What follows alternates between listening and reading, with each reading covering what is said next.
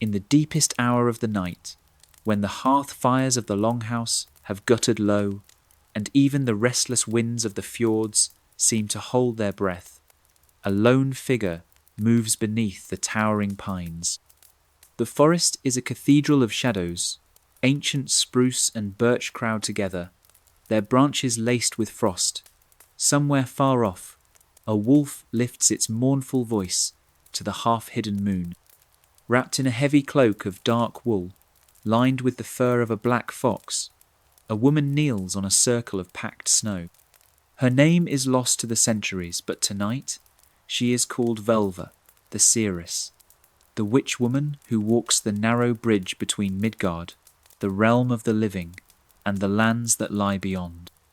In her gloved hand, she clutches a staff carved with curling runes, a serpent's head at its tip, worn smooth by the touch of many generations. Before her, the snow has been brushed away to reveal bare earth, black and cold. Upon it sits a rough altar of stone, a flat slab flecked with moss and brittle lichen. Laid atop it, 3 small bones, pale as driftwood, and a battered bronze bowl that catches the glint of moonlight like a single lidless eye. The woman begins to chant, not in words a modern ear would know, but in the old tongue, harsh and sonorous, carrying on the cold air like the growl of ravens. She rocks back and forth, pressing the staff into the earth. Around her, the forest seems to gather closer, leaning in to listen. Beneath her breath, secrets pass between bark and root, secrets older than the carved dragon heads that guard Viking ships, older than the warrior's iron blade. A wind stirs, though no storm moves across the sky, and the flames of the small fire flicker blue. Into the bowl she drops a twist of dried herbs, yarrow, angelica, and a scrap of something darker, a shred of cloth taken from a dead man's sleeve. Sparks flare. Smoke thickens, coiling around her head like a crown of wraiths. This is seiðr, the forbidden art. Some call it witchcraft, others shamanism. To the Christian scribes who would one day write of these lands, it was a devil's work. But to the Norse, this was a bridge to the unseen, a way to bind fate, to speak with spirits, to twist the threads of what must be. Tonight the Völva whispers to the gods, who hide in darkness, to Freya, the mistress of seiðr, and to Odin One-Eye, the wanderer who traded his eye for wisdom, and hung himself upon the world tree for 9 nights to steal the runes from the void. A stag breaks the tree line, breath steaming in the cold, and pauses. Its wide eyes catch the shimmer of firelight, but do not flinch. For a heartbeat may be longer woman and beast stand mirrored in the hush, 2 shadows beneath the pale northern moon. Then the stag vanishes between the trunks, silent as thought. The Völva does not watch it go. Her eyes roll back. Her voice becomes a drone, a river of words in an ancient cadence. The staff trembles in her grip. Beneath the frozen earth, something stirs, or so she believes. Something older than the Viking ships, older than the warrior kings, older even than the runes carved into the stones that mark the edge of the forest. No one will see her return to the settlement before dawn. When the sun breaks the horizon, she will sit beside the hearth as if she had never left. But in the hush of the forest, a secret pact has been spoken, part vow, part threat, part riddle, and its echoes will linger long after the snows melt and the fjord thaws for spring raiding.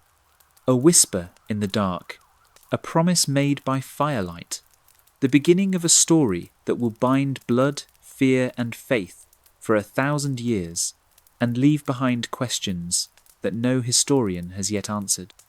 To understand the strange rites whispered in the forests and carved in runes upon cold stone, we must first understand the mind of the Norseman, a mind balanced uneasily between courage and dread, steel and spirit, the living and the dead. The Vikings are often remembered as raiders, iron-helmed wolves who sprang from dragon-prowed ships to plunder monasteries and kingdoms alike. But this is only part of the tale. Beneath the steel of their swords lay an iron belief. The world was alive, with hidden forces some kind, many cruel, all demanding respect. For the Norse, the gods were not distant, gentle protectors. They were unpredictable patrons who could grant victory or doom with equal ease. Odin, the Allfather, wise in runes and raven-haunted, was also the bringer of madness and betrayal. Thor, strong-armed thunderer, loved his people, but struck the earth with storms and hail when his anger rose. Freya wept tears of gold and guided love, but she too revelled in the spilled blood of battlefields. To live in the Viking Age was to accept that life and death were knotted together like threads in a woven cloak. The North was a land of extremes burning summer suns that never set, winters so deep the world seemed carved from ice.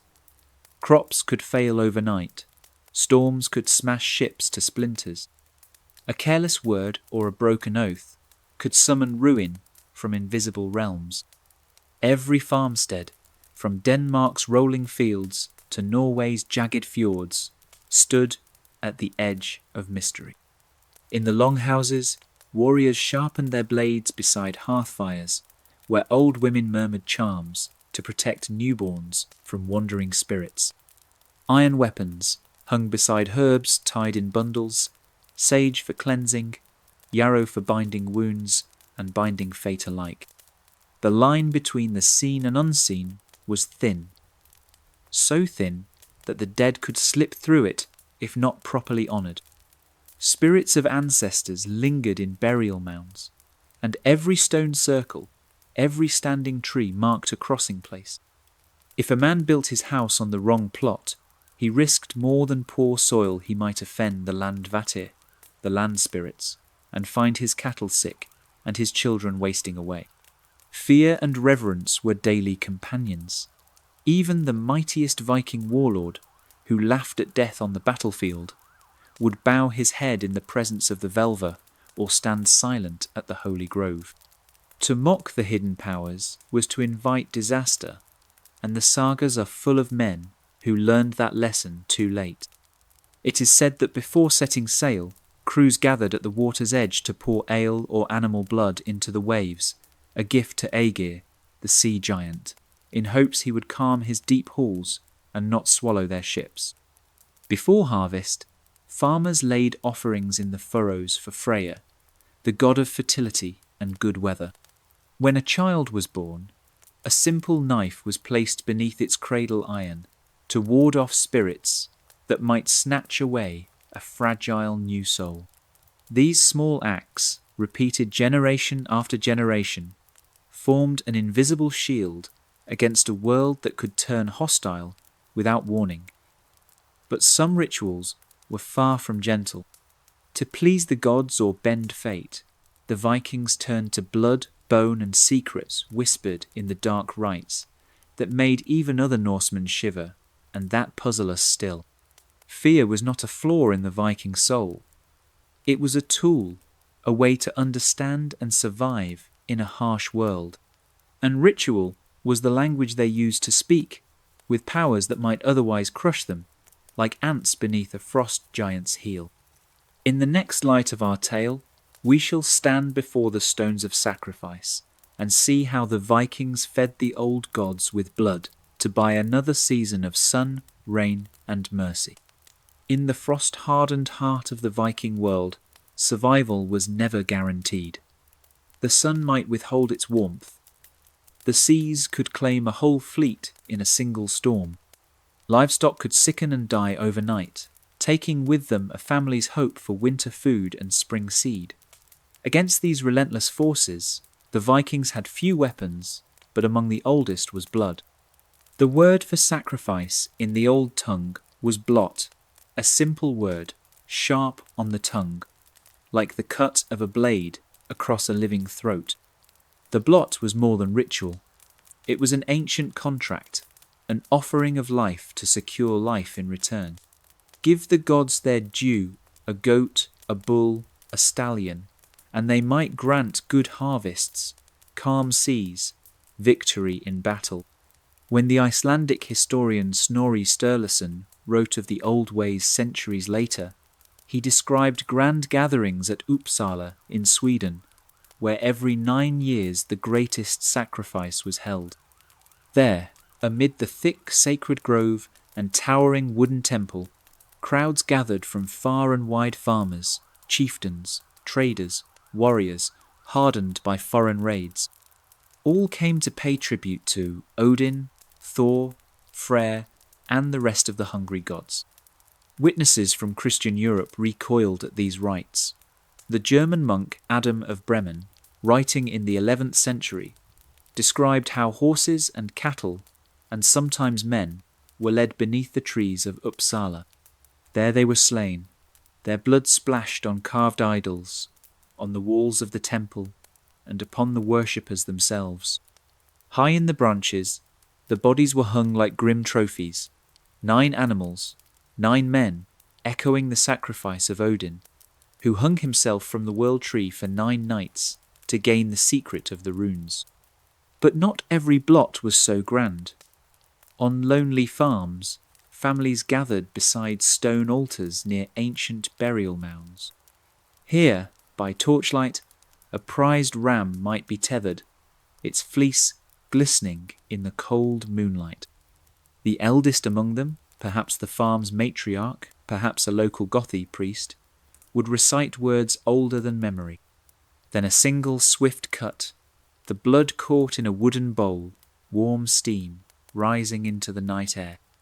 With a brush made from bundled twigs, the hallowtane the blood was sprinkled on the people, the stones, the tools of daily life. This was the hallowing, a raw red blessing binding the living to the unseen.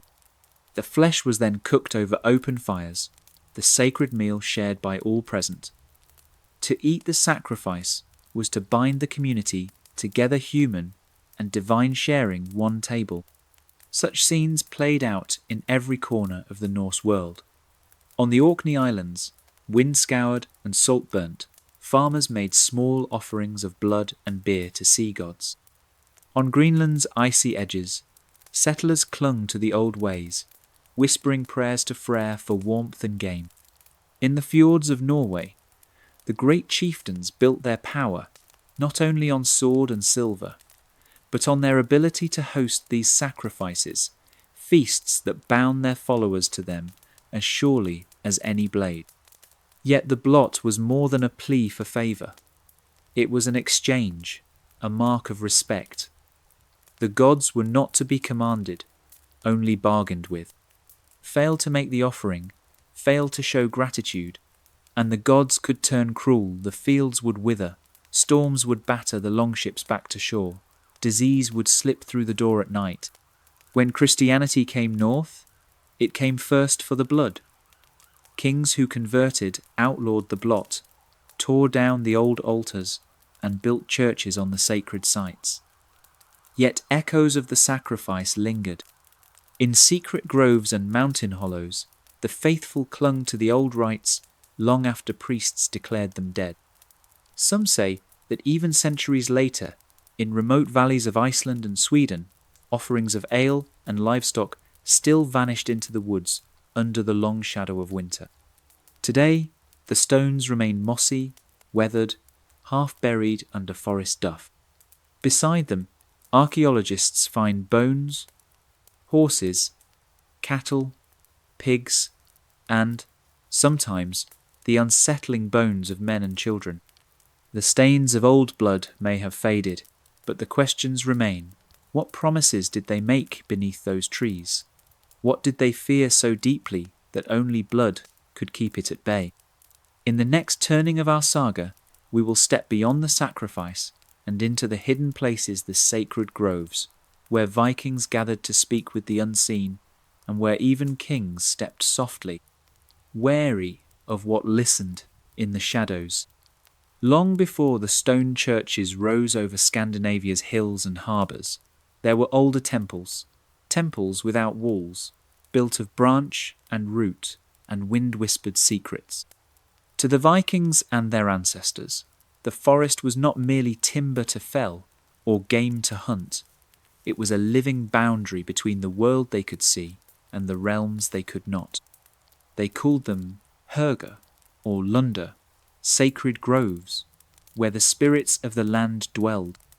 Some were tiny clearings, ringed by ancient oaks, others vast stands of birch or pine, so old that the wind in their crowns sounded like 1,000 whispering voices. Here, under shifting canopies, the Vikings gathered to bind themselves to powers older than any king. The greatest of these was Uppsala's Grove, famed even in distant Europe. Adam of Bremen, the German chronicler, who never saw it with his own eyes, but recorded the testimony of those who did, described it as a place of dread beauty, a vast grove, so dense that sunlight could not fully pierce its depths. Every branch dripped with the sacrifice animals and men, their bodies left to hang and rot among the limbs as offerings to the gods who watched from shadow. To the modern mind, this sounds grotesque, but to the Norse, the grove was a threshold. It was here that a man might speak to the landvatir, the land spirits, and beg their favour for crops, for safety, for the forgiveness of some trespass against the hidden order. It was here that oaths were sworn before the gods, where a king might stand before his people, his feet rooted in the same soil that held his ancestors' bones. Not every grove was so grand or grim. Some were small thickets on a family's farmland, protected by simple boundary stones. A farmer and his kin might slip away at dusk, bearing a bowl of ale, a bundle of herbs, and a single goat or ram. The offering would be made quietly, a wordless promise between man and earth. For the Norse, nature was not inert, it listened, it remembered, and it could be angered. Stories linger of groves so holy that no iron could be brought inside them. Swords and axes were left at the edge. Even the cutting of a single branch was taboo, a trespass that might bring ruin upon an entire village. Travellers tell of how entire communities moved or starved when they violated these pacts. Their luck curdled like milk in a warm sun. In these shadowed woods, the Völva the Cereses walked at night, gathering roots for their potions, herbs for their visions. Here they sang to the spirits, and called on Freya's secrets to see what lay hidden in the threads of fate. The forest was their hall and their fortress, a place where no king's law reached. Only the old laws whispered in rustling leaves and frost-cracked branches. Archaeologists still find clues.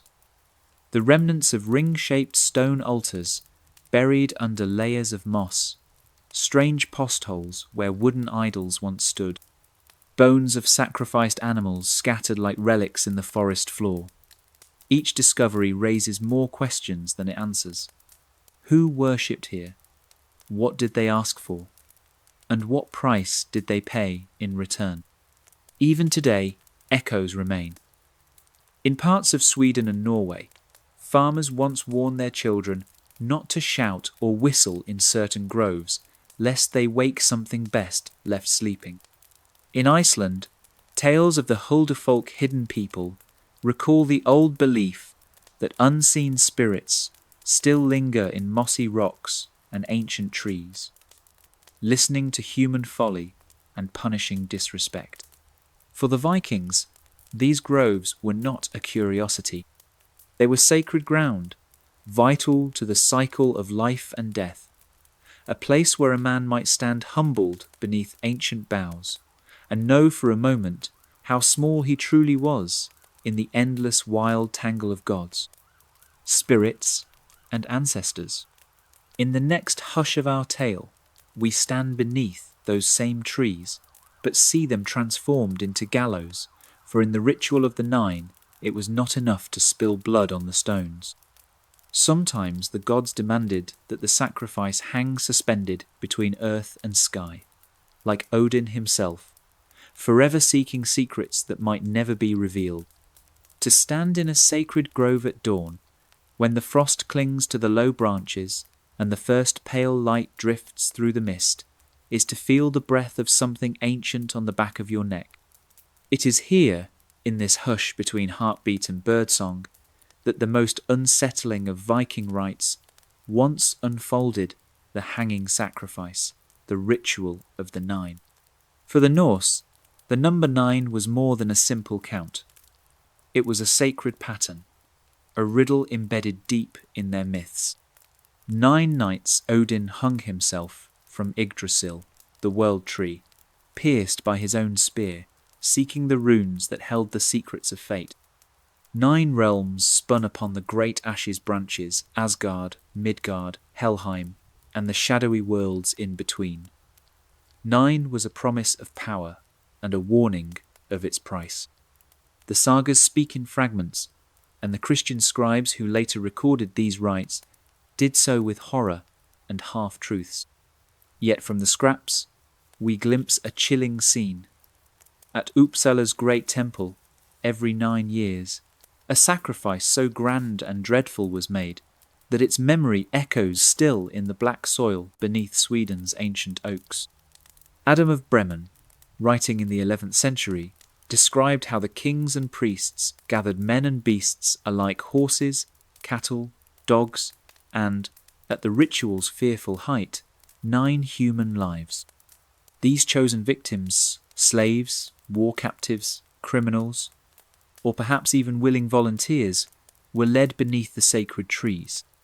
There, ropes were thrown over thick boughs, the victims hoisted high into the branches where their bodies swung above the blood-drenched earth. Below them, the people gathered in the clearing. Some prayed in silence, others feasted and drank, celebrating the pact struck with gods, who demanded not just animals or grain, but the breath of men. The blood and the hanging together, they formed a potent offering, binding the world above and the world below.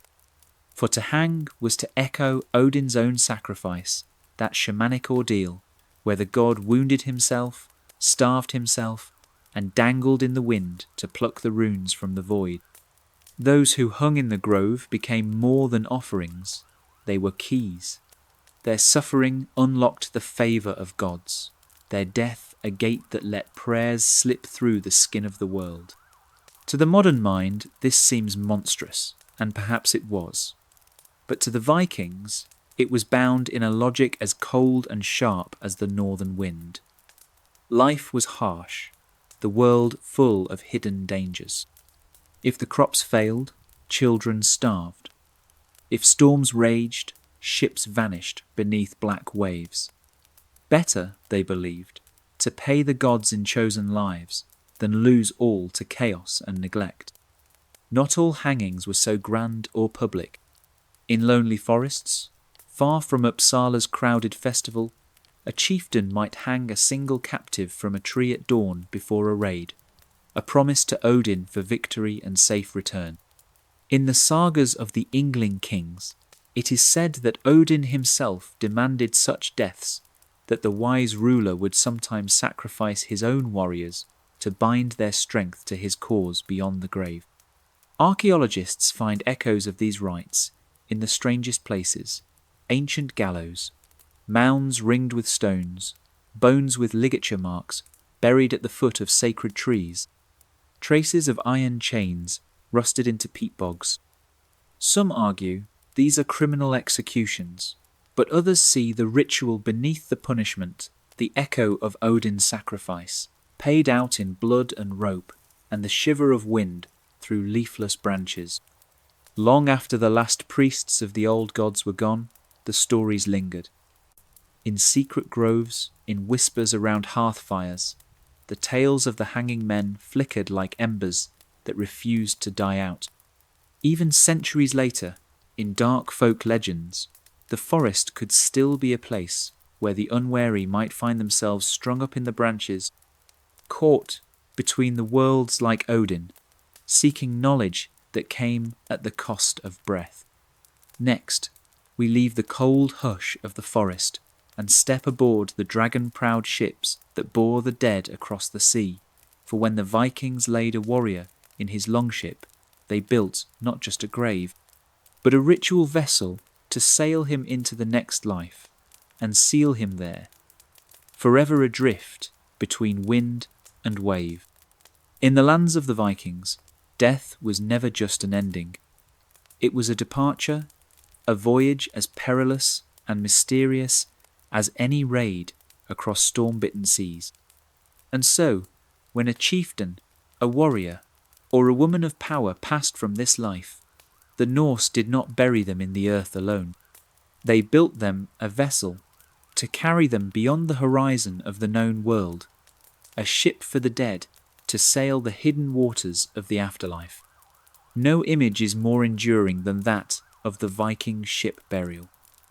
A long, elegant vessel drawn up on a low mound, its prow curled like a serpent or dragon, its timbers fragrant with pitch and salt.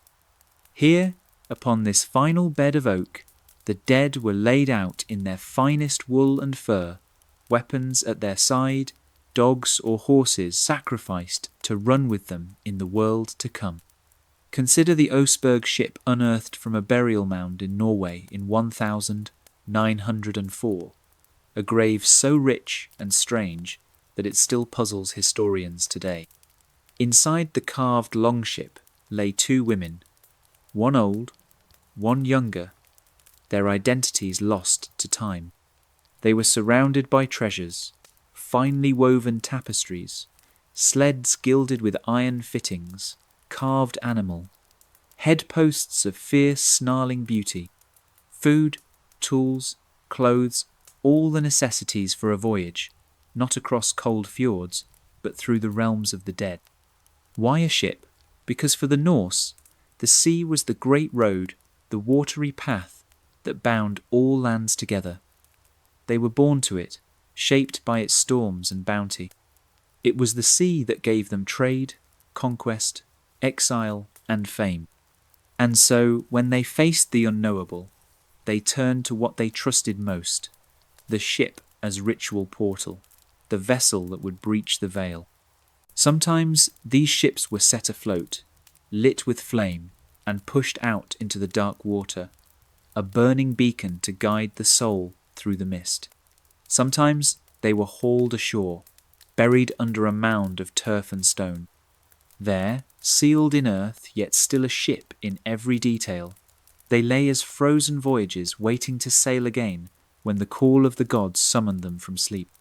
These burials were not quiet affairs.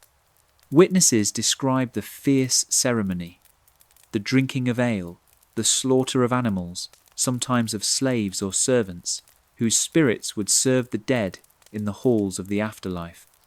The sagas whisper of chieftains, whose concubines went willingly or not to lie beside their lord, bound by knife and flame. The funeral was itself a ritual drama.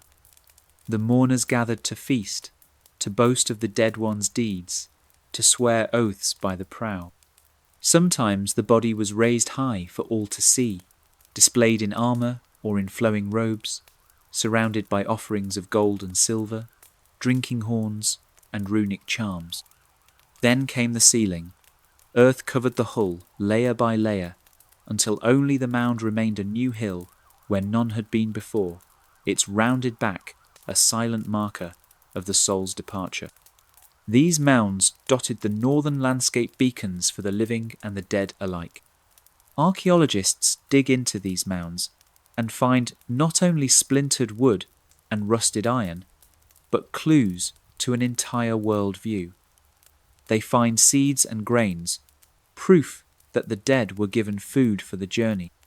They find tiny wooden figures, perhaps charms to ward off ill winds in the other world. They find the marks of ritual burning, purifying flame to guard the soul against whatever waited in the mists beyond. No one alive today knows exactly how the Vikings imagined the soul's final voyage.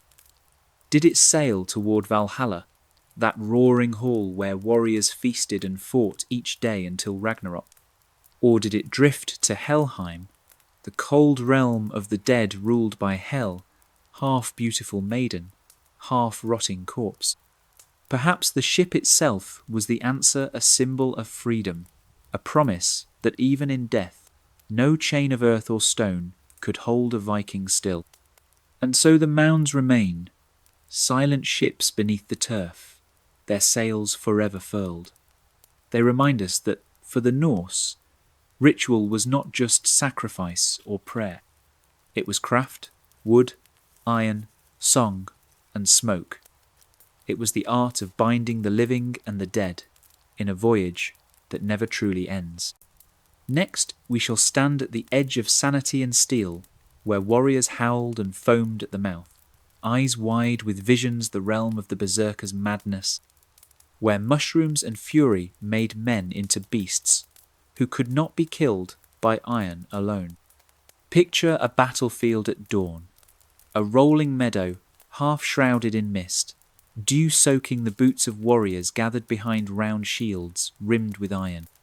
Somewhere beyond the haze, a rival clan drums on their shields, in reply a thunder that sets the heart pounding before a single axe is raised.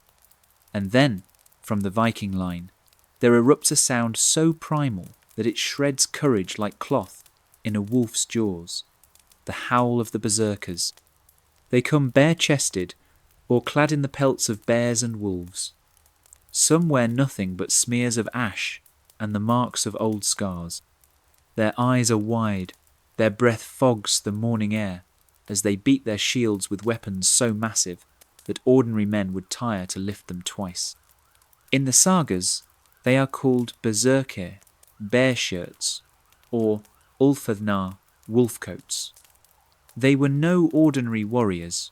They were men who, for a heartbeat of blood and terror, became beasts. But this transformation was not mere show. Beneath the fury lay ritual, a hidden preparation that still puzzles historians. The berserker's madness was cultivated long before the clash of shield walls. It began in the half-light of secret gatherings, where firelight flickered over fur and bone, and the line between man and beast blurred. The old texts hint at the rites, the donning of animal skins believed to carry the spirit of the creature into the wearer's flesh, the biting of shields to stoke frenzy, the chanted invocations to Odin, who himself was the master of shapeshifters and wild wisdom. Some sagas speak of how they drank strong mead laced with secret ingredients, potent herbs, and, many believe, the hallucinogenic mushrooms of the northern forests. Among these, the bright red cap of Amanita muscaria, the fly agaric, stands out. Scattered among pine groves, this mushroom has long been linked with shamanic rites from Siberia to the Sami of the north. Ethnobotanists argue that the berserkers too may have used it, carefully dried and prepared to transform its poison into a mind-altering brew. Consumed just before battle, its effects were fearsome. Hallucinations that blurred pain, waves of raw strength, the sense that the warrior's flesh was iron, his spirit the raging bear. One saga speaks of a man who bit through his own shield and could not be harmed by iron or fire until the fury passed. To his foes, this was terror given flesh. The berserker charged the shield wall not as a man who feared the spear, but as a creature that could not imagine death at all. They hurled themselves at enemy ranks, howling, foaming at the mouth, eyes rolling back as they struck blows meant to cleave shield and skull alike. Yet these rites came at a price. When the red mist cleared, when the mushroom's grip faded, the berserker was left hollow, trembling with weakness or rage turned inward. Some sagas tell of warriors who, after the battle, could not remember what they had done, men who woke among the corpses of enemies and kin alike. Others speak of kings who banned the berserkers from their courts, fearing they might turn their animal fury on allies or innocents when the trance broke. Archaeologists searching grave mounds find hints bear claws, buried with warriors, wolf pelts draped over the bones of men buried far from their homesteads. In some burial sites, iron amulets shaped like bears or wolves lie beside heavy axes, suggesting the ritual bond was honoured even in death. Modern science offers explanations: adrenaline surges, self-hypnosis, or chemical madness born of mushrooms and fasting. But to the Norse, the berserker's state was sacred. A man caught between human and beast, body and spirit, life and death. In their raw rage and ritual madness, the berserkers stood as walking proof of Odin's promise that the fiercest warriors would be chosen first for Valhalla, where they would fight and feast until the world's end. When the berserkers roared across the field, their enemies did not see men.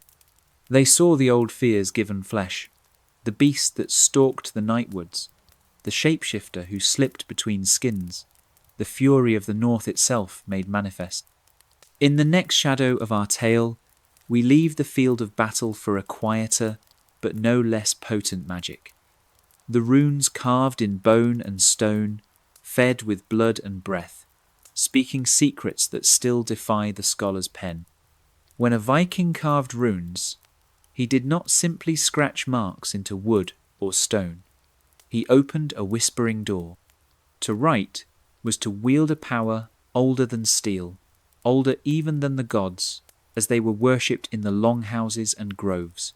For the runes were not letters alone, they were living signs, bound to fate and the unseen. The word rune in Old Norse means secret or whisper. Runes were secrets, given shape 24 angular shapes in the Elder Futhark, each one a riddle to be spoken, sung, and sometimes fed with blood.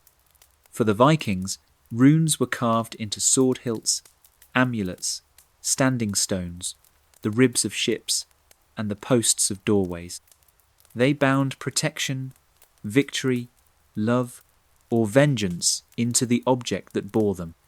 A young warrior might etch runes into his shield before setting sail, an invocation of Tyr, god of victory and sacrifice, to steady his arm in battle. A farmer might carve them into a wooden staff to keep trolls or ill luck from his cattle. A lover might send a message hidden within runic lines, each stroke chosen with care so that the words carried a charm, not just a meaning. But the runes reached their fullest force in the hands of the runemen, the rune masters and the Völva, the seresses who knew how to bend the hidden meanings. These keepers of the runes learn not from parchment, but through chance and ordeal. They sat in lonely forest clearings, chanting each rune's name until it became a word of power on the tongue. Fehu, wealth that slips away like melting ice. Uruz, the wild strength of the aurochs. Algiz, the elk sedge, the guardian ward. In the old songs, Odin himself is the father of runes. He won them not by gift, but by sacrifice, hanging 9 nights upon Yggdrasil, pierced by his own spear, staring down into the abyss until the runes rose up from the well of Erd like shadows on water. In this, the runes were blood-bought secrets, and their carving echoed that price. Some runes were painted with bright pigments. Others were blessed in the older, darker way. The carver pricked his own flesh, letting blood seep into the grooves, sealing the charm with a portion of his life. This was no empty superstition. To mark a rune with blood was to feed it to bind the living breath to the sign, so it might whisper louder to the powers that ruled the unseen. Archaeologists have unearthed runestones all across the Norse world, great slabs set at crossroads and burial mounds, declaring the deeds of the dead, begging the gods to guard the sleeper beneath. Some stones stand alone in fields where no living family remains, their inscriptions half erased by wind and lichen. Yet the power of the carved words still hums beneath the surface, reminding us that the Norse did not believe words could ever truly die. More puzzling are the rune sticks and amulets, small and easily hidden. Some bear prayers for healing, others strange curses or cryptic riddles. A few contain bind runes, overlapping symbols so tangled that even modern scholars struggle to unravel them. Did they ward off spirits, trap an enemy's luck, promise fertility, or safe childbirth? The truth lies half buried in the silence of the grave. Not all trusted the runes.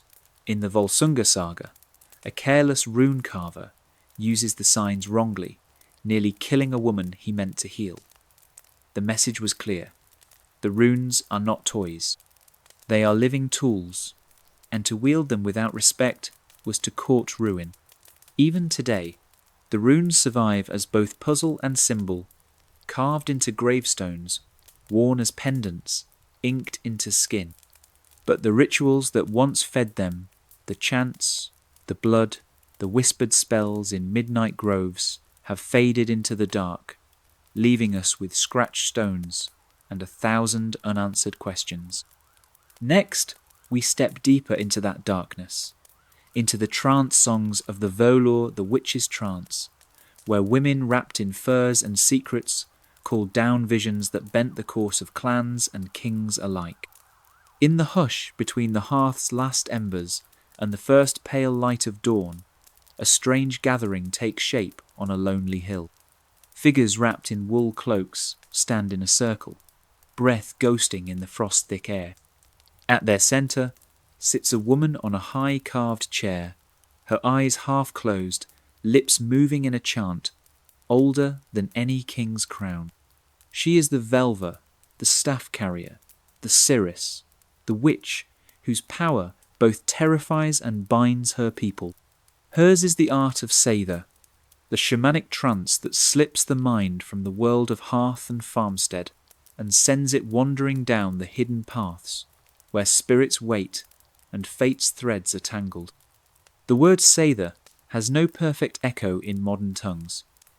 It is magic and prophecy, charm and curse, blessing and blight. Those who practiced it were both revered and shunned. A chieftain might summon a Völva to see whether a raid would succeed, or to curse a rival with sickness and ruin.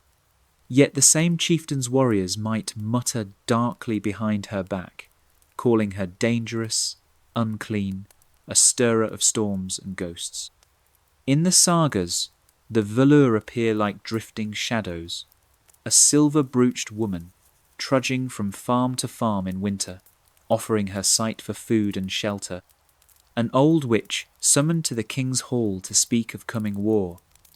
A hooded figure, chanting in the woods while the winds stand still to listen. To slip into seiðr was to cross a line. The Völva might wear a cloak stitched with feathers or fur, bear, fox, or wolf, symbols of the animal spirits she called to guide her journey.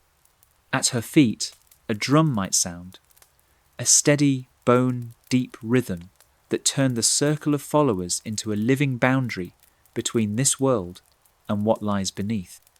Sometimes she sat high upon a seiðr, a raised platform or ritual chair, so that her soul might rise above the human plane. Around her, women chanted the Varðlokka, spirit songs that lured helpful wights or ancestral spirits to her side. The firelight flickered, the chants grew strange, breath slowed. The Völva's eyes rolled back, and she slipped sideways into the realm of hidden things. Those who watched saw only a woman swaying, mumbling riddles in a voice not quite her own. But the Völva herself, if the sagas can be trusted, saw more. The shape of coming storms, the outcome of battles yet unfought, the lovers yet unborn, the ruin that might be turned aside for a price. The greatest seiðr belonged to Odin, the All-Father himself, who learned its arts from Freyja, mistress of love and sorcery. Yet among men, to practice seiðr was a thing of shame, for it was seen as an unmanly art, a crossing of boundaries that unsettled the warrior's code. The Völva were mostly women, but the few men who dared to wield seiðr the Seithman were marked as ergi, unmanly, and suspect, feared, and mocked in equal measure. Still, kings and jarls bent their heads when the Völva spoke. The sagas tell of how Eric the Red's Greenland settlement, desperate in the famine-haunted winter, gathered around the Cirrus Jorbjörg little Völva. Wrapped in a blue cloak and cap of black lamb, staff of brass and bone in hand, she named the spirits, sang the old songs, and promised that spring would break the ice at last. Archaeologists find traces of the Völva in buried staffs, rune-carved rods, tipped with serpents or birds, hidden alongside bones and simple charms. In Norse law codes, scraps remain that outlaw the calling up of spirits, the brewing of storm winds, the casting of secret sickness, all shadows of the seiðr that once shaped a clan's fortune or doom. What the Völva saw in their trances will never be fully known. But the words that survive riddling prophecies and grim warnings tell us this. In the Viking mind, the future was not fixed like a line of runes in stone. It was a woven cloth, knotted by hidden hands, hands the Völva alone could see, for a price paid in solitude, fear, and the cold stare of the gods who listened from the shadows. Next, we leave the witch's trance behind and step into the bright edge of steel and honour, the holmgang, the ritual duel where men risked life and limb to bind disputes in blood, before all eyes, and sometimes with the gods themselves as witness. When the Norse spoke of justice, they did not mean dusty scrolls or distant judges. They meant standing face to face with your accuser on a bare patch of earth, the wind biting your skin and the steel of your blade cold and sure in your palm. This was the holmgang, the ritual duel, a grim but orderly dance where words gave way to wounds, and a man's honour was weighed in blood. The word holmgang means island walk, for in its oldest form, the duel was fought on a small island or a patch of ground, marked out as an island with stakes and cloaks. By binding the fight to such a ritual space, the combatants stepped outside ordinary law. Here, they did not raid like outlaws, nor murder like secret cowards. They met in the open, under the watch of witnesses, the sky itself their only roof. Disputes that brought men to the holmgang were many. Insults that could not be swallowed, land that both claimed, an oath broken, a wife's honour stained.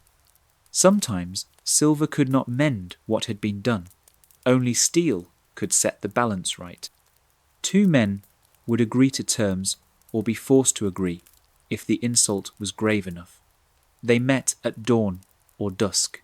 Sometimes they marked out a cloak on the ground, 3 or 5 paces wide. This patch of earth was their world. Step outside it, and you forfeited the fight, a coward stain that would follow you forever, in the sagas and on every tongue around the hearth. Each carried his weapon of choice sword, axe, spear. Shields were common, but so were bare arms and leather tunics. Witnesses stood in a ring beyond the duelling ground, eyes sharp for treachery, tongues ready to carry the tale. It was not just combat, it was performance, drama bound by ritual law. The rules of the holmgang were strict, though they changed from place to place. In some regions, a man had 3 shields. When the first was split, he stepped back and took another. When the last shattered, he had only his skill and courage left. Some duels ended at first blood, others at first kill. In the harshest corners of the north, only death could decide the matter. Yet for all its raw edge, the holmgang was never wild slaughter. It was a controlled rite, designed to keep endless feuds from poisoning a community. 2 men fought, the village watched, and the outcome, whether death or surrender, bound both parties to accept it as fate. The loser paid with blood, or land, or coin, and the circle of watchers swore to uphold the verdict. Some men made their names on the dueling field. The sagas tell of Egil Skallagrimsson, a poet and warrior who fought many holmganga to defend his honour and never failed to weave the tale of each victory into verse. Others turned the ritual into a grim trade.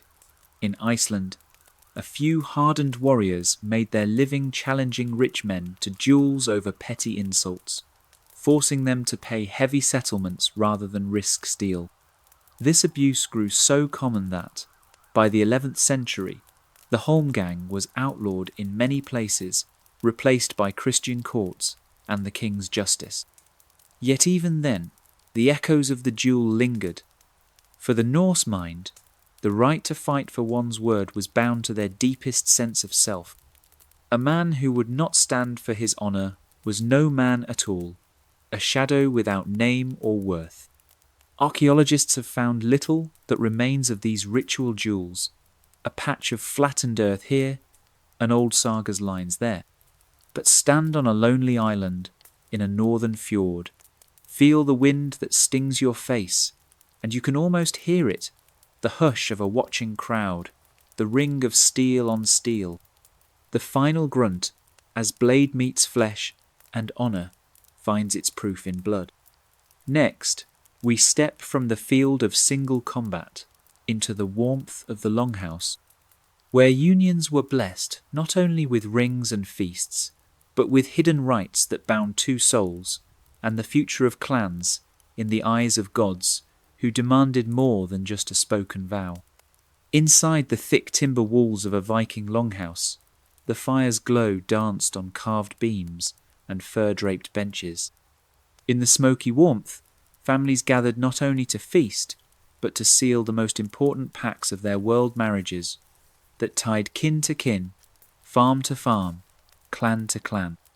Yet beyond the mead cups and silver rings lay older threads, secret charms, whispered blessings, and rites half lost in time that turned union into something more than law, something sacred, dangerous, and binding. A Viking wedding was no small matter. It could last days, marked by feasts, boasts, songs, and heavy drinking. But beneath the laughter and the clatter of horns on the table was the deeper purpose: to weave two families together so tightly that even the gods could not pull them apart. First came the betrothal, an agreement as binding as marriage itself. Fathers and uncles struck the deal.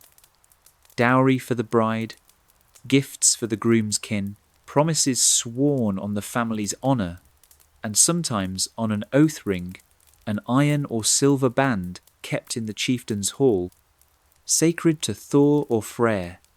To break an oath sworn on the ring was to invite ruin not only on oneself, but on every soul who shared one's blood. When the wedding day arrived, the bride's family prepared her not only with fine clothes, linen shifts, silver brooches, beads of amber and glass, but with secret rites. Some sagas hint that the bride was led to a blót, a sacrifice made to Freyr, the god of fertility and fruitful fields. A goat or pig might be slain, its blood sprinkled over the altar and upon her forehead to bind her womb to life and plenty. Inside the longhouse, an old woman, perhaps the village healer, perhaps a Völva in disguise, might murmur charms into the bride's hair as she combed it for the last time as an unmarried woman. Herbs were woven into her braids: mugwort for protection, lovage for passion, juniper to ward off jealousy and curse. When the groom arrived, he too faced ritual.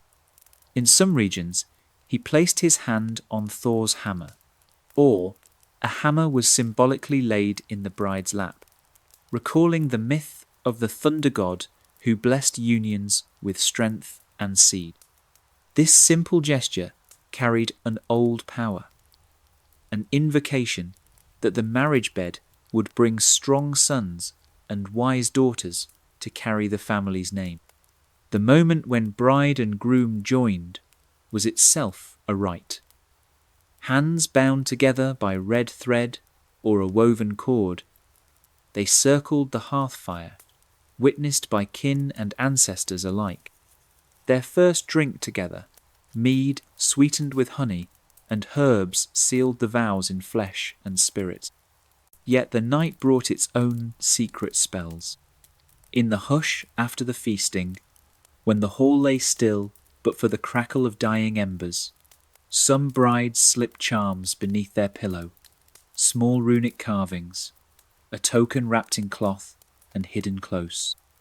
These talismans were prayers for a fertile womb, for a gentle husband, for a firstborn son who would stand tall at the prow of his own ship one day.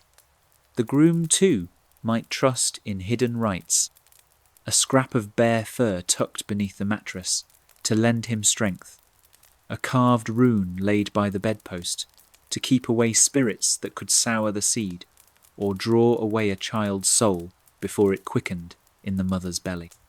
Among the wealthiest families, larger sacrifices might follow in the days or weeks after the wedding, a horse offered to Freya, or a feast held at a sacred grove to thank the gods for blessing the match.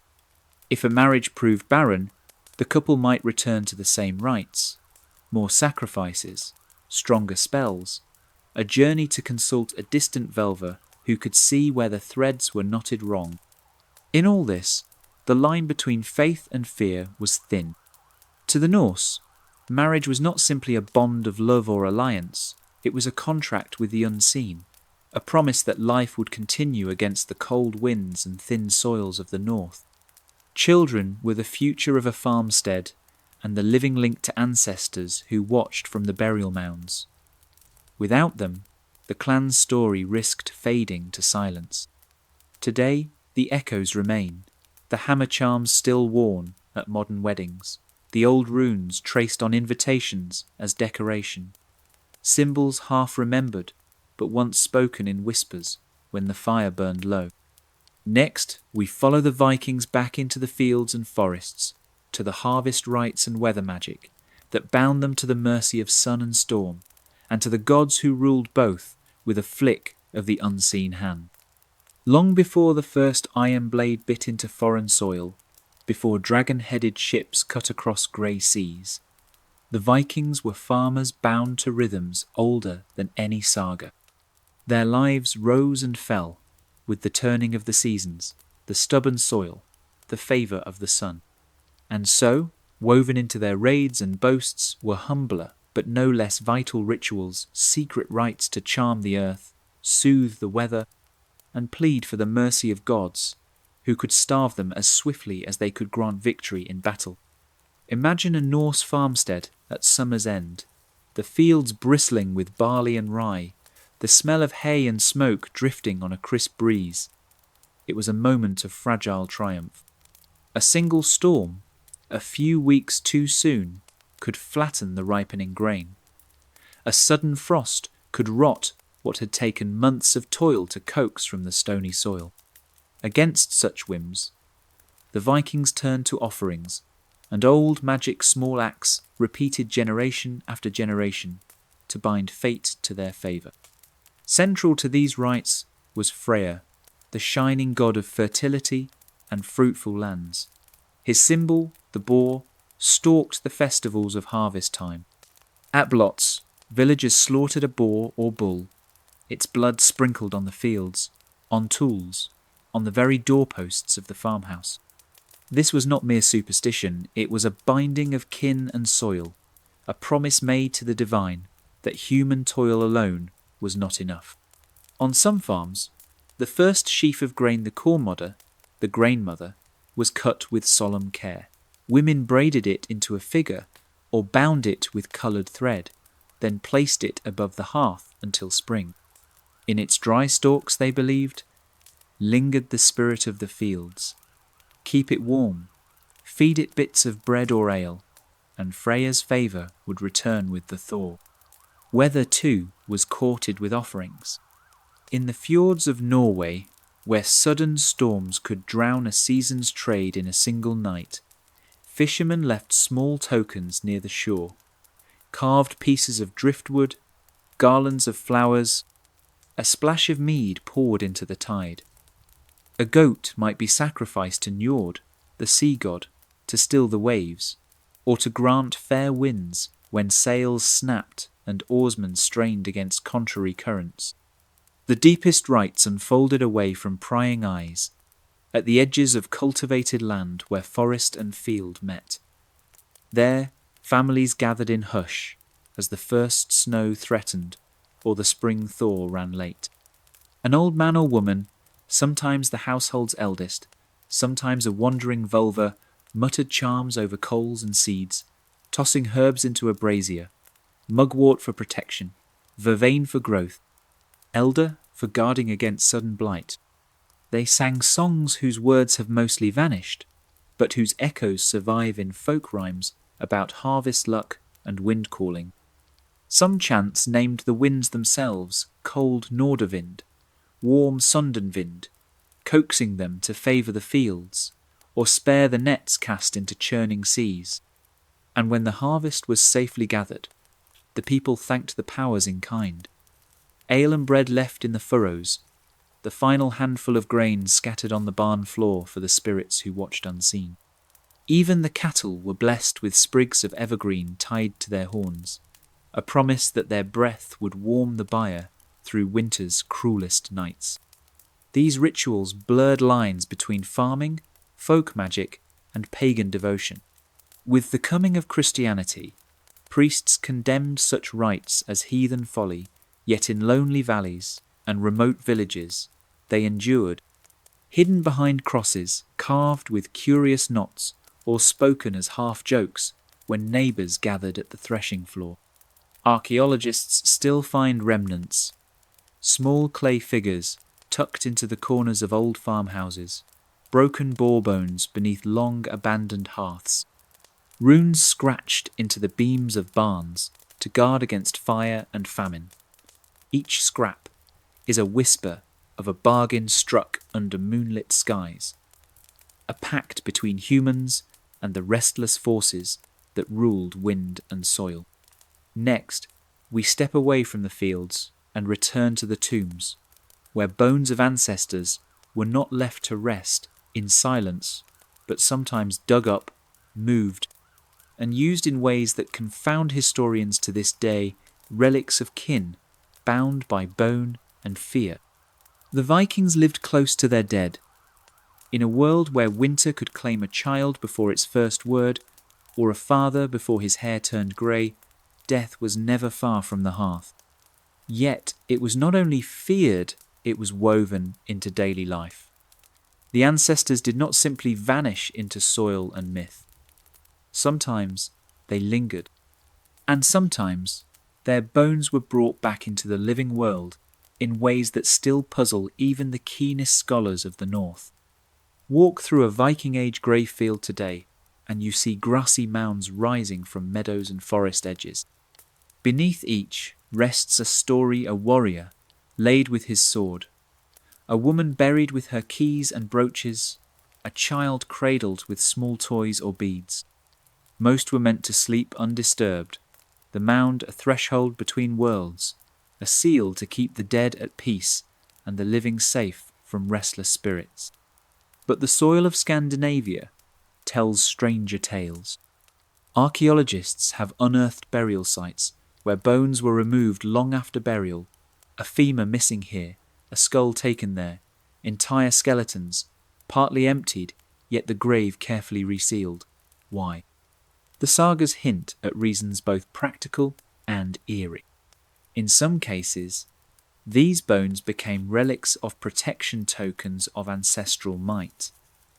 A warrior's thigh bone might be set above the door of a longhouse to ward off plague or evil spirits. A skull fragment could be hidden in the fields to bind the harvest to the luck of the clan's founders. The belief ran deep that the dead, if honoured and properly bound by right, would guard the living, but if neglected or angered, they could bring ruin. Certain burial relics also served darker purposes. Some accounts speak of Nidstangir cursing poles, crowned with a horse's head or the skull of an enemy, raised at the boundary of a rival's land. But human bones, too, might be used in hidden spells ground into powders, buried beneath doorsteps, or bound into charms meant to protect against betrayal or to bend a neighbour's luck. Sometimes the removal was not for magic, but for memory. A chieftain's descendants might keep a bone fragment to display during feasts, a reminder of their bloodline's claim to land and honour. In a world where genealogy and reputation were wealth, the bone of an ancestor was proof stronger than any spoken boast. The Völva and cunning folk, the witches and wise ones, are said to have used bones in their seiðr. In Icelandic folklore, centuries after the Christian priests outlawed such practices, tales survive of secret rituals where the bones of the dead were consulted for signs.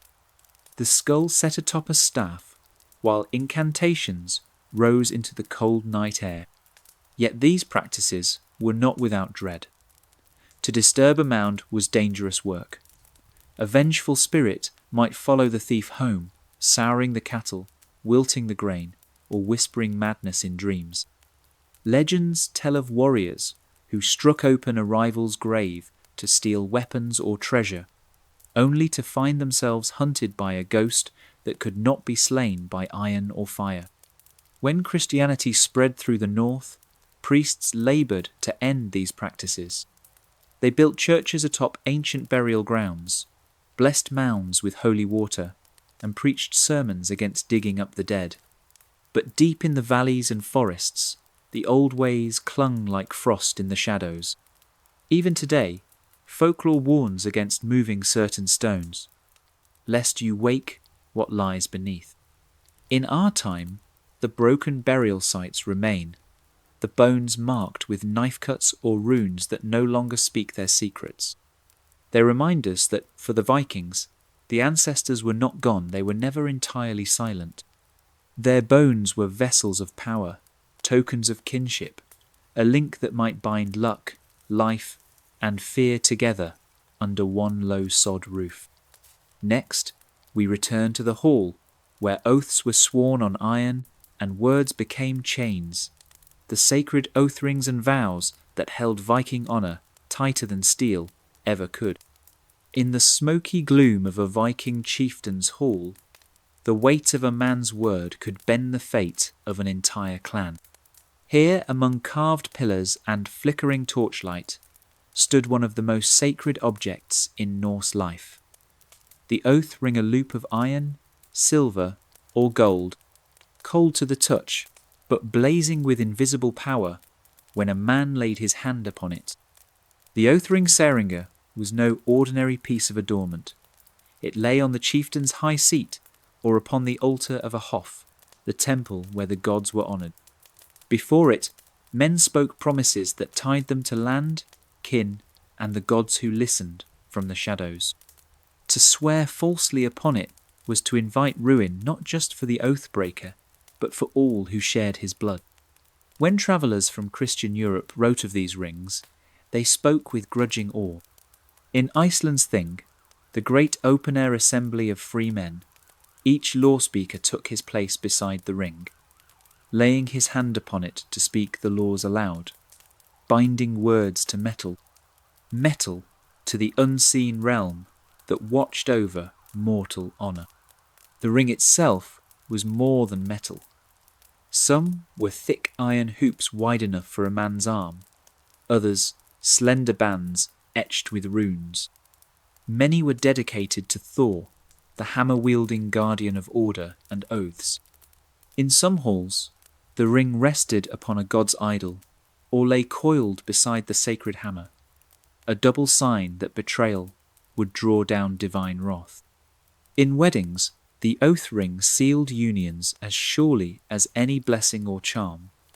Bride and groom might place their hands together upon it, vowing fidelity and fruitful union. In legal disputes, Enemies met beneath the ring's cold gaze, swearing their claims before witnesses.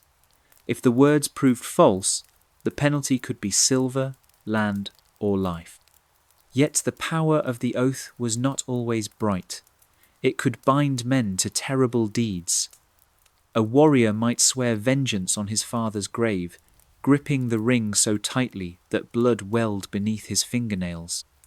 Once spoken, the vow could not be set aside, for to break it was to become Nithinger, an oath-breaker, a thing lower than a coward, marked in story and memory alike. The sagas echo with these bindings.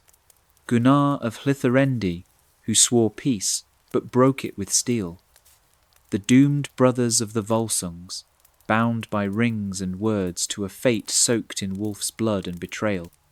In each tale, the ring gleams in the background like a hidden blade, reminding all that words carry weight sharp enough to cut beyond any sword's reach. When Christianity came north, the priests denounced the ring as a pagan relic, but the hunger for binding words did not die. The sacred ring faded into church altars and gospel books where new oaths were spoken. Yet, even now, the tales linger. Silver arm rings found buried near old temple sites, rune-inscribed bands, hidden in burial mounds. Their purpose lost, but their silent promise humming through the centuries. To the Norse, a man's tongue was as binding as his blade. The ring was its witness, an iron circle that could hold kingdoms together or break them apart with a single broken promise. Next, we pass from these halls of iron oaths to the low-lit feasting benches where the living dined beside the dead, a ghostly meal that blurred the line between flesh and spirit, the ritual banquets, where the ancestors found a seat by the fire once more. In the deep hush of a Norse winter night, when the world lay buried beneath snow and the longhouse walls creaked in the frost, the living gathered not only for warmth, but for remembrance. Here, by the glow of the hearth, the Vikings performed one of their strangest rites, a ritual meal where the dead were invited back to the table. The sagas and folk memories hint at these ghostly banquets, quiet gatherings called Drauga feasts of the Drauga, the restless dead. To the Norse, the ancestors were never truly gone. Their presence lingered in burial mounds, in the fields they once tilled, in the stories woven into every toast and boast. At certain times midwinter above all this boundary thinned. The Jólablot, the Yule sacrifice, was not only for gods like Odin and Freya, but for the shades of kin who watched from the shadows. In the flickering firelight, families placed an empty seat by the hearth, a place for a father long dead, a mother lost to the last cruel spring. A trencher of bread, a bowl of broth, a horn of ale, small offerings laid out for mouths that could no longer eat, but whose favour still fed the clan's luck. In some farms, the bones of the first slaughtered animal of the season were set aside, arranged near the doorway or hearth to mark the house as guarded by ancestral spirits. Any leftover food from the Yule feast might be buried near the barn or thrown upon the roof gifts to the hidden ones, ensuring the cattle thrived through snow and frost. The tales also whisper of darker feasts' rites, meant to quiet a restless ghost who rattled doors or soured milk in the pails. In such times, a household might hold a silent meal. The family gathered in their best clothes, but spoke no word. Food was passed hand to hand, each morsel shared, as if the dead sat among them. At dawn, the remains were carried to the burial mound, placed atop it with murmured prayers. The dead, appeased, would lie quiet again, at least until the next winter wind stirred old bones to wakefulness. Not all these rites were bound to midwinter. In some parts of the north, when a new house was built, the first meal within its walls was shared with the clan's ancestors. A slice of meat or bread was dropped through the floorboards or buried at the threshold. This was a bargain struck in silence. Protect those who dwell here. Guard the children. Keep sickness and bad luck from the door. In the Icelandic sagas, these meals flicker like half-seen shapes behind louder tales of raids and revenge. A warrior might raise his drinking horn to my father's ghost, pouring a few drops into the fire before he drank. A widow, tending her sheep alone, might place a piece of buttered bread on a stone near her husband's grave, hoping his spirit would watch the flock from beyond the veil. Archaeologists sometimes find traces of these banquets hidden in the earth, charred animal bones in burial mounds, feasting vessels buried beside the dead. Strange placements of food, remains that speak not of gluttony, but of quiet reverence.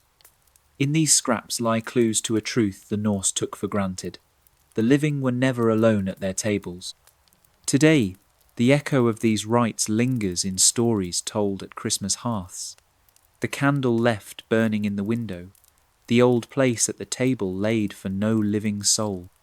In these small gestures flickers a memory of a world where every meal was a chance to bind the living and the dead in a fragile, necessary truce. Next, we slip back into the realm of shifting skins and hidden faces, the shape-shifting legends and ritual masks that let Vikings become beasts in shadowed rites that still haunt northern folklore.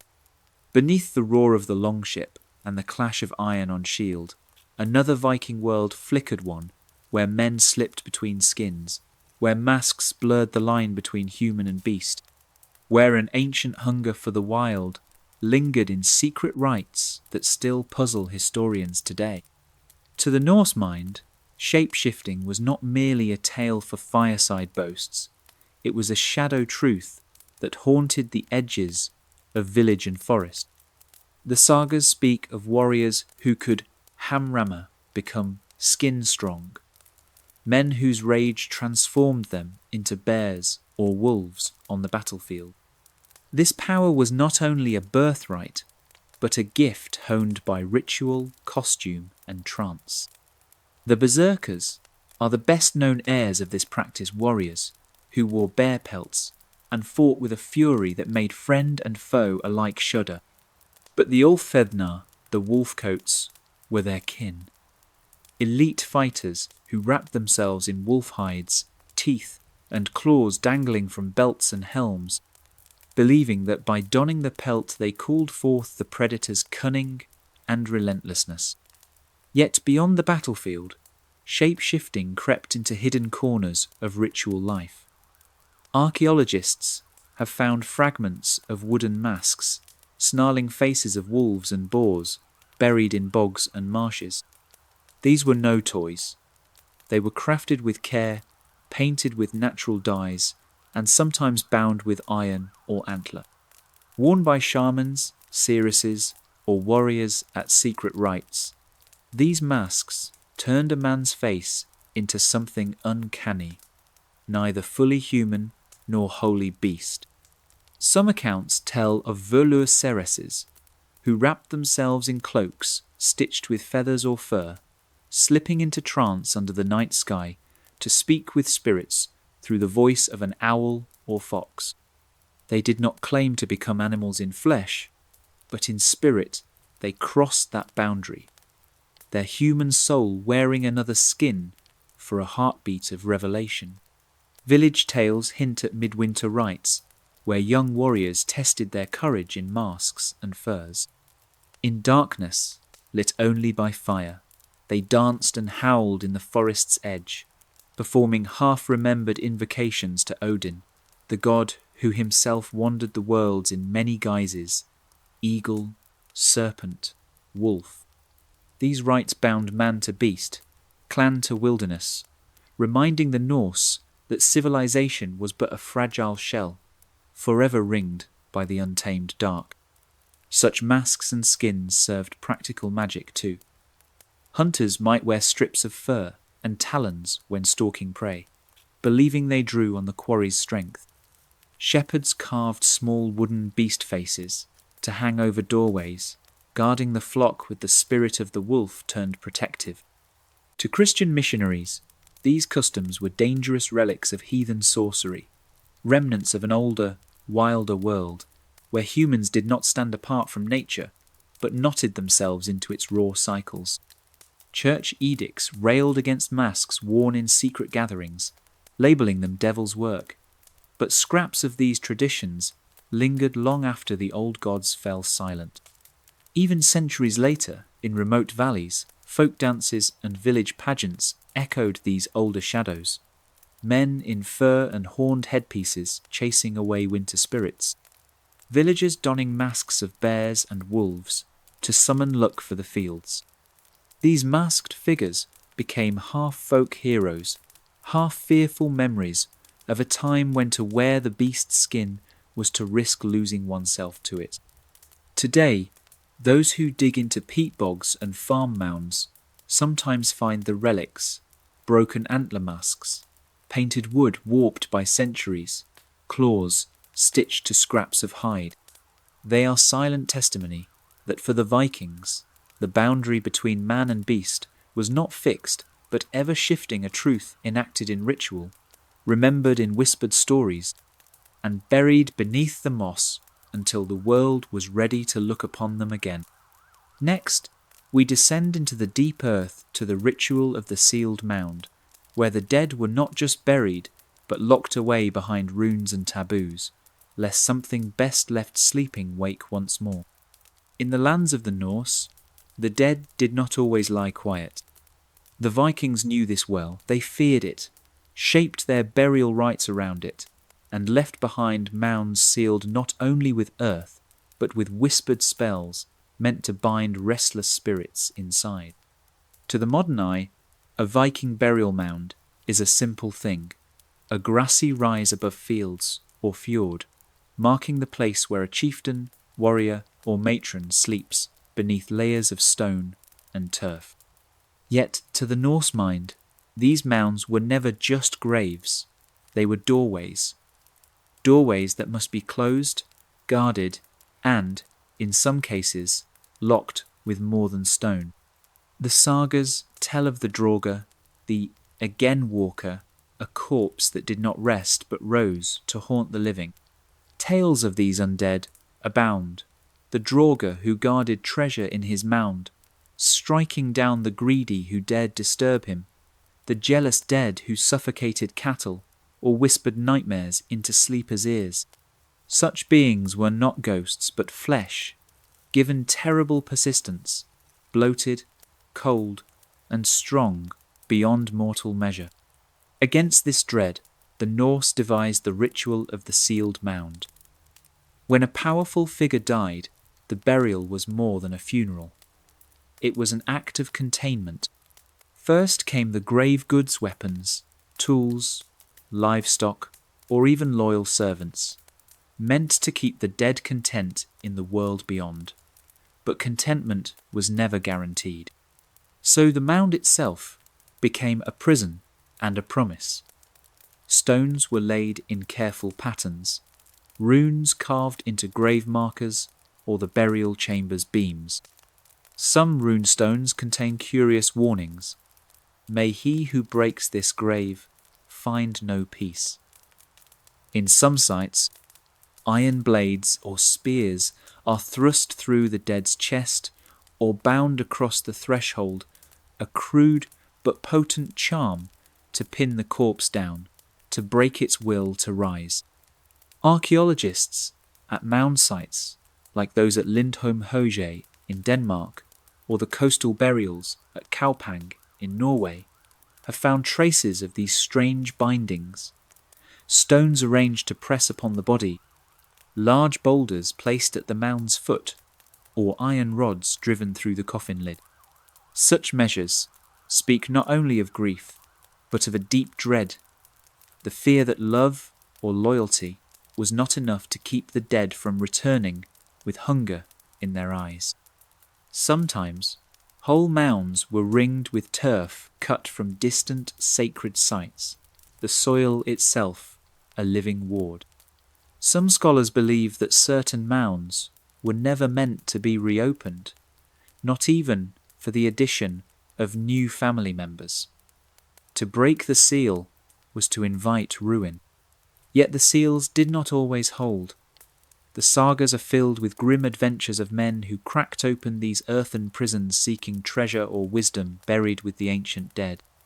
Grettir the Strong fought the Draugr Kar in his barrow, wrestling with a corpse that stank of seawater and decay. He won the treasure, but in the telling, one hears the warning. Meddle with the sealed mound at your peril. When Christianity spread through the north, priests laboured to replace these mound guards with holy earth and crosses. Yet even then, the folk memory lingered. In Icelandic folklore, people spoke of hidden grave goods, mounds that glowed on Midsummer's Eve, doors that opened once a year for the bold or the foolish to enter. To the Norse, the ritual of the sealed mound was more than superstition. It was an act of respect and defence. For the dead, if angered or forgotten, were not powerless. They were kin and danger in the same breath, and only careful rites could keep them where they belonged. Beneath the stone, within the earth, watching in silence. Next, we leave the quiet mounds behind and face a darker ritual weapon of fear and spite the knitting poles, carved with curses and crowned with rotting heads, raised high for gods and men alike to see. If the Vikings feared the restless dead, they also knew how to wield fear themselves through words, blood, and symbols. So grim, they could poison a man's reputation long after his body had fallen to the earth. Chief among these dreadful signs stood the nithstang, the knitting pole, a ritual curse raised high for all to see, a beacon of shame and ruin that still puzzles and unsettles us today. The word nith meant dishonour, insult, and moral filth, the deepest stain a Viking could bear. To be branded nithingr was to be cast out of the web of kin and community, stripped of honour, rendered less than a man, and nothing branded that shame more publicly than the cursed pole. Imagine a lonely clearing at dawn. A man stands before a post of fresh-cut wood. He carves runes into its shaft, words bitter with hate and sharp with magic, a curse naming the enemy's deeds, his false oaths, his hidden sins. Then comes the mark that makes the pole truly dreadful, the severed head of a horse, its mouth open, eyes wide, nailed to the top, so that its rotting face glares toward the target of the spell. In some tales, the entire horse's body might be impaled on the pole, its entrails strewn about the base. This gruesome sight was not just for shock, it was a direct invocation of dark forces. The horse, a sacred beast tied to fertility and luck, was here twisted into a vessel of decay and defilement. Its death turned the victims' good fortune sour, their crops withered, their cattle barren. The sagas remember these poles with shudders. In Egil's saga, the poet-warrior Egil Skallagrimsson carves a nidstang to curse King Eric Bloodaxe and Queen Gunhild. He drives the stake deep into a rocky outcrop, turns the horse's head to face the royal seat, and calls upon land spirits to abandon the king's lands, leaving them barren and cursed. This was no idle threat. To raise a nithstang was an act of open war, an insult so deep it demanded blood to wash it clean. A man who suffered this curse and did not respond with steel or fire was marked forever as weak and dishonoured. Sometimes the poles were more secret. A rival might plant one in the dead of night at the edge of a farmstead, so that dawn revealed its foul head and runes for all to see. Such a sign could ruin a man's standing, faster than any blade for neighbours might whisper. What hidden shame did he earn to draw down such a curse? In an honour-bound world, reputation was life. A nithstang struck at that root, turning a man's name against him like a poisoned blade. Christian priests tried to stamp out the custom, branding it devil's work, but the fear lingered. Well into the medieval age, Icelandic law still recognized the horror of ritual insult. To accuse a man of unmanliness or to brand him with a public curse was grounds for duel or outlawry. Today, the physical poles are long gone, rotted into bogs and fields. The horse's head turned to dust, but the runes carved into stone and saga lines preserve the dread echo. They remind us that for the Vikings, words were blades, symbols were spells, and a single post driven into the earth could topple the luck of kings and farmers alike. Next, we gather the shadows and puzzles left behind from buried circles to strange offerings in hidden places, the secret rites that remain unsolved, still mocking the best efforts of modern historians to pierce their meaning. The Vikings left behind many things that speak clearly to us even now. Iron swords, dragon-headed ships, tales carved into stone. But scattered among these bold relics lie other traces, subtle, puzzling, and silent as the frost that gathers on an untouched burial mound. They are the forgotten or forbidden rites that even the sagas whisper of only in fragments, leaving modern scholars to wonder, what did these people do when no one was watching? Across Scandinavia and the far-flung settlements of the Norse world, archaeologists find them. Strange stone circles tucked deep in forests, with no clear path to them, and no grand burial to explain their purpose. In Gotland, Sweden, the so-called judgment rings stand silent, small, neat rings of standing stones, with no grave goods, no runes, only an emptiness that might once have held a secret gathering, a quiet pact, a hidden sacrifice. In Iceland, ancient turf walls enclose clearings where no longhouse ever stood, but where layers of charred bones and ash speak of fire and offerings made in secret, away from the eyes of priests or chieftains. What spirits were fed here? Were these places for oath-making, for spirit summoning, or for rites so dark they were never meant to be spoken of aloud? Among the bogs of Denmark, isolated deposits trouble even seasoned experts. Small piles of carefully broken weapons, or coins arranged in spirals beneath what were once sacred pools. Some appear alongside the bones of animals or humans whose limbs were deliberately dismembered before burial in the peat. Were these criminals punished beyond death, or sacrifices to bind a bargain with unseen forces? One of the most haunting finds comes from England, where Viking settlers left behind a curious mark.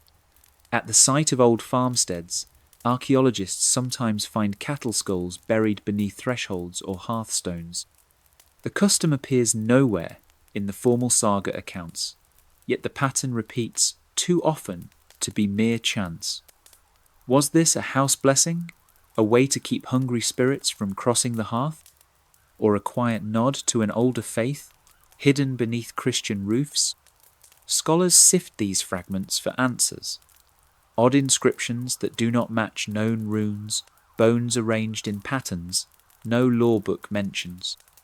A small carved figure found under a longhouse floor, half man, half beast, horned and staring. Is it a charm, a joke, a fragment of some hidden cult? No text explains it. No living voice can tell. What survives in folk memory hints at what was lost. Tales of witches gathering under moonlit birches to tie the wind into knots. Stories of secret midwinter rites, where certain families left their homes in silence and returned at dawn, faces pale, lips sealed. In Norway's far valleys, whispers of shape-changers who wore not only fur but hidden iron amulets to hold the beast spirit at bay. Even the church records betray the survival of something older. Medieval priests writing in the margins of law codes about farmers who turn aside from the path of the cross to sacrifice in hidden groves. to bury charms in fields, to leave bowls of milk at stones where spirits drink. They tried to stamp it out, but the land kept its secrets. In these forgotten fragments lies the last shadow of the Viking world, a realm not all axes and iron, but woven through with fear, hope, and the stubborn belief that the world could be bargained with if only the right secret was spoken at the right hour, beneath the right moon. Next, in the final part of this saga, we stand in the long dusk of the Viking world, where echoes of these strange rites linger and ask what they still mean for us, the watchers at the edge of an age whose deepest secrets were never fully buried. Stand now in the northern dusk somewhere deep in the fjords, where the pines lean close over ancient stones and the wind hisses secrets through the grass. The longships are gone.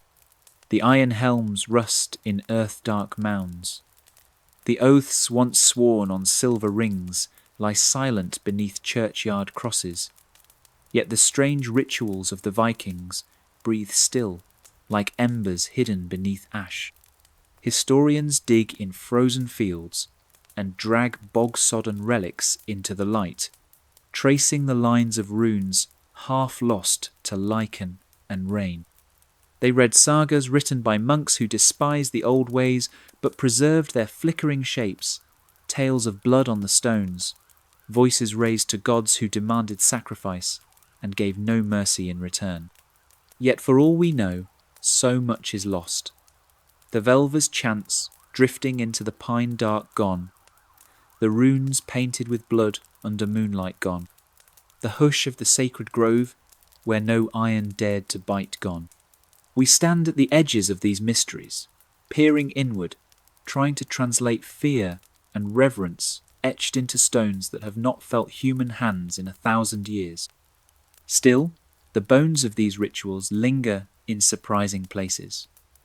In winter, candles flicker in windows to light the way for ancestors who may yet walk the drifting snow. Farmers hang horse skulls in barns to guard against sickness. Half aware, they repeat an oath older than any church bell. Brides wear little hammers of Thor alongside silver crosses. Children whisper of trolls in the woods, and the careful hush with which they step around certain standing stones betrays a memory the modern world has not quite erased. What remains is more than relic or folklore. It is a reminder that beneath every civilization's bright veneer runs an undercurrent of old dread, old hope.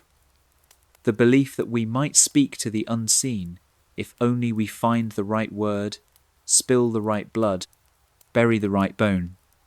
For the Vikings, ritual was not just a performance, it was a dialogue with a living world, where gods, spirits, beasts, and ancestors pressed close at the hearth's edge. Perhaps this is why these strange rites still puzzle us. They are a mirror. In them, we glimpse our own hidden fears. The dark corners of the forest we have never fully cleared, the hunger for power over what we cannot control, the secret hope that a whispered promise might still bind fate to our will. In the end, the Norse laid their ships in mounds, sealed their bones with runes, and set their ghost feasts beneath the watchful stars. What they did in shadow we now study in sterile museums. But when the wind curls through the pines, carrying the smell of snow and the hiss of old branches, some part of us remembers. In that memory, the last rite lives on an unfinished whisper in the dark, drifting like smoke through the long twilight of the north.